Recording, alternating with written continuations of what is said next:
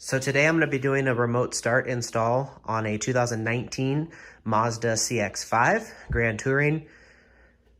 I have the Fortin Evo-One bypass and remote start module here. I also have the pre-made Thar-One-Maz3 wiring harness that is pre-built for this model year.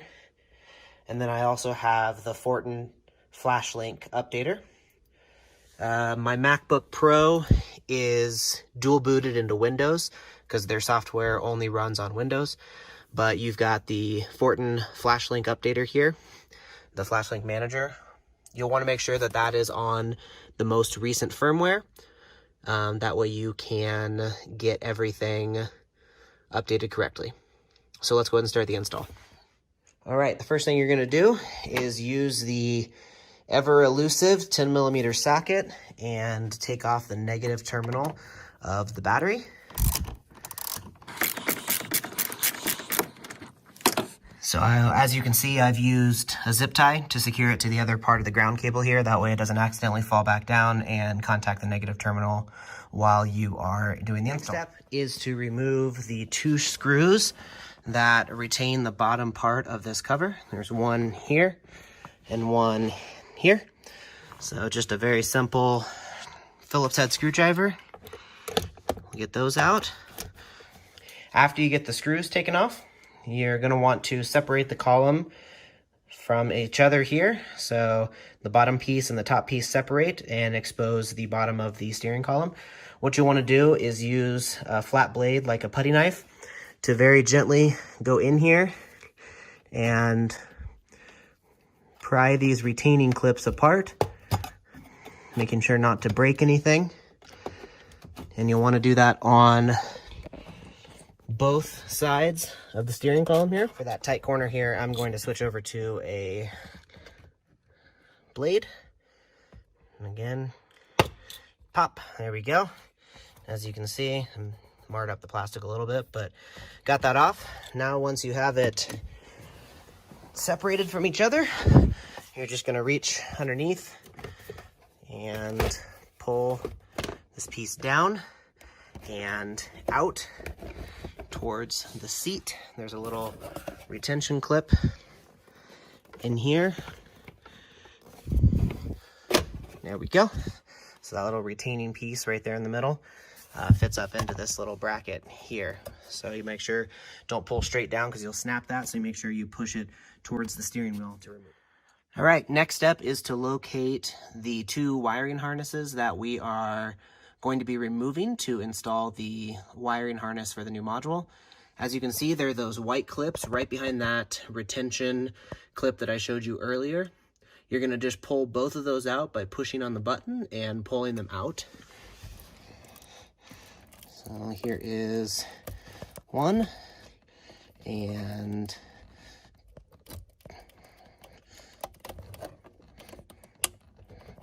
two. There we go. So there's our two clips for the ignition module.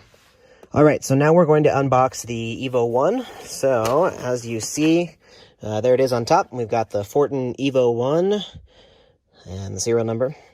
On this side, we have the power plug from the wiring harness and one of the links on this side. The other two are for expanded options that we won't be using in this video. And on this side, we have color-coded plugs as well. For this install with this harness, we'll be using the red and the white.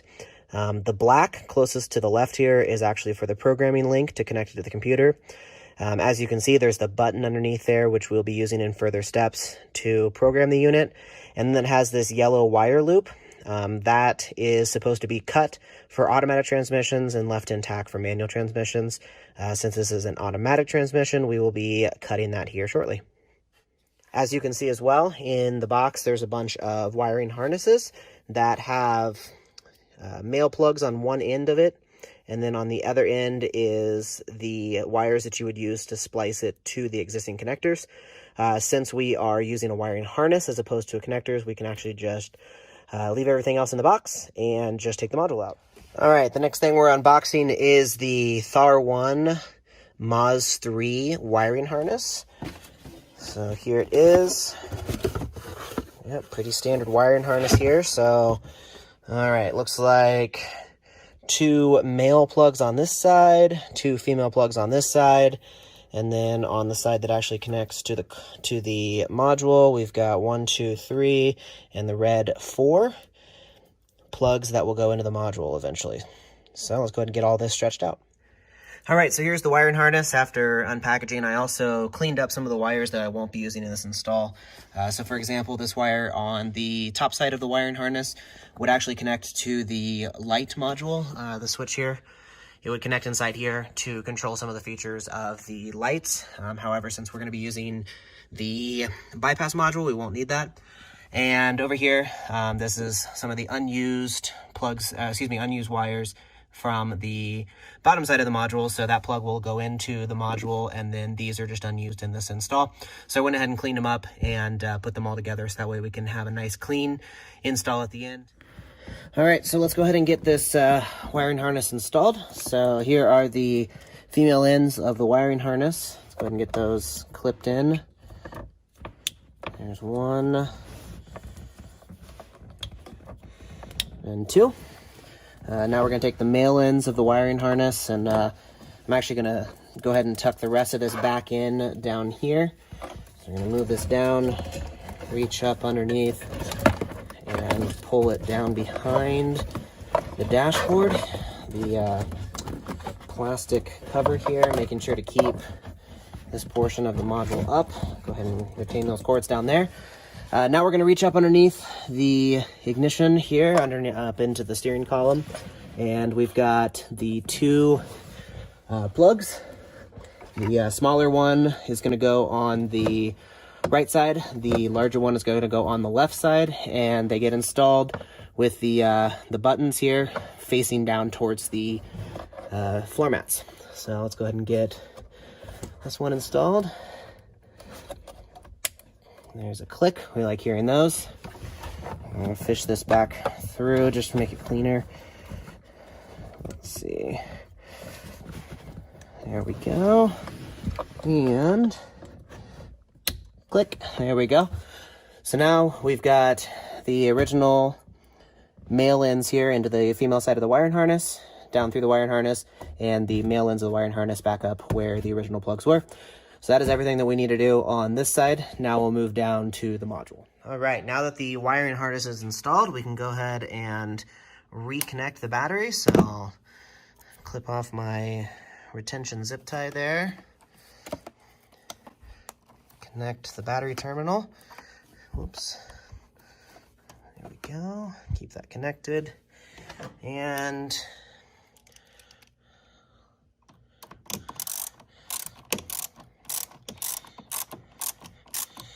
that tightened down nice and tight on the battery terminal. So now we once again have a secure connection and the car is live. All right, back inside, we're gonna go ahead and clip this little wire harness there to signify that we are going to be using an automatic transmission.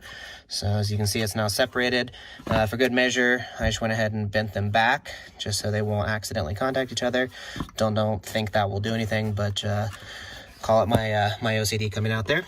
Now I have the flash link module plugged into the computer. It does say that it can't find the module yet because I don't have it plugged in, but we're going to grab the Evo-One here and plug it in. It's now going to think, inspecting the module just to make sure that everything is good here. And then it's going to take us through a few options. This is the most fun part of the video. All right, so there is the Evo-One. Flash link updater is good. The Evo-One is good. So we're going to go ahead and click start. It's going to walk us through these options here on the top corner. So the first one it's going to say is, what's your make? We're doing this in a 2019 Mazda CX-5. So there's Mazda 2019 CX-5, and as a push-to-start automatic engine. Vehicle equipped with an alarm. Yes, it is. And I would like the remote starter and alarm system. I would like to have it have the 3x lock remote start. You can also do lock, unlock, lock in order to remote start, but I think hitting the lock button 3 times is nice. So click on that. It does ask if you have any additional RF radio frequency kits or the smartphone app. Right now the smartphone app is only available in Canada, and since I'm in Colorado, cannot get that, and I'm just going to be using the OEM key, so I don't need to select an RF kit here. So go down and click no RF kit. Connection side, I am using the Thar-One-Maz3 as we were talking about earlier, so there's that. Once it deciphers all the choices that I have put into the system, it's now going to give me an installation method, which is going to be an immobilizer bypass.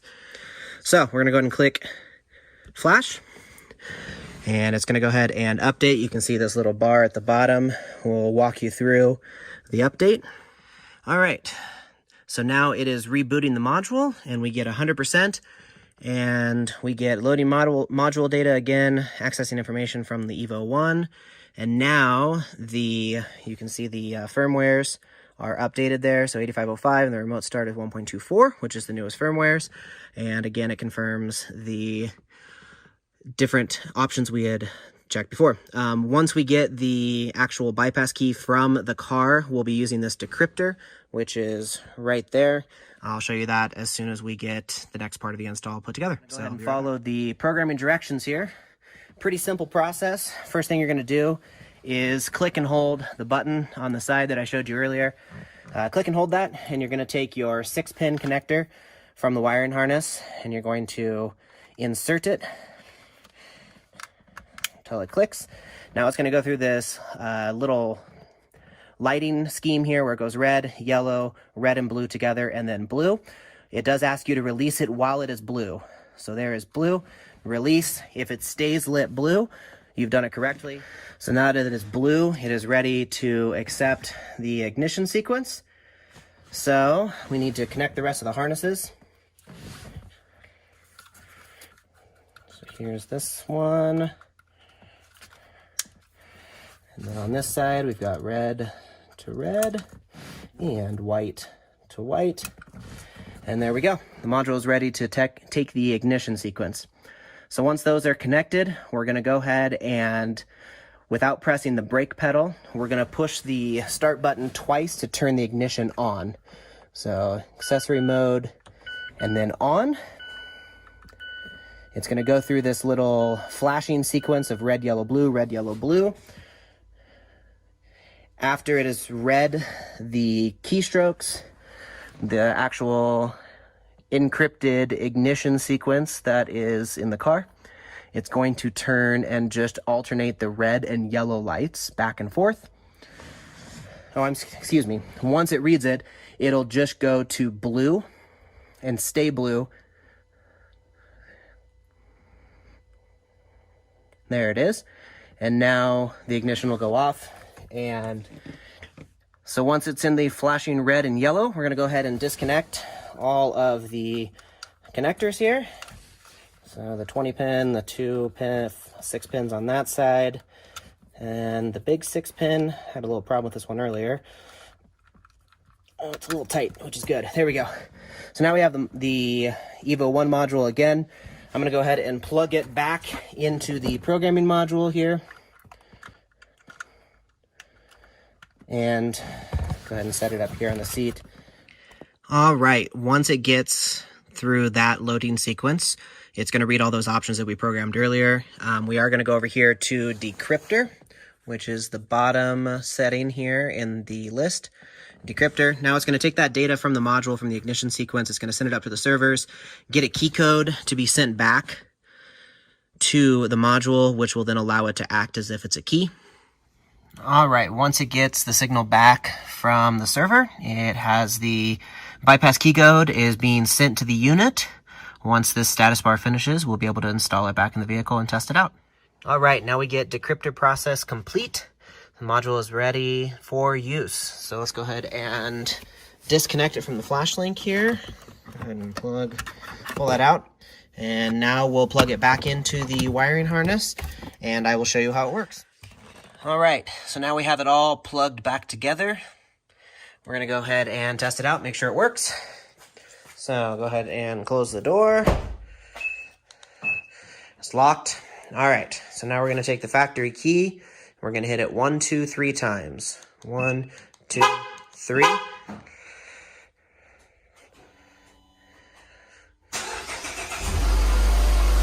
And there we go. We have a remote start.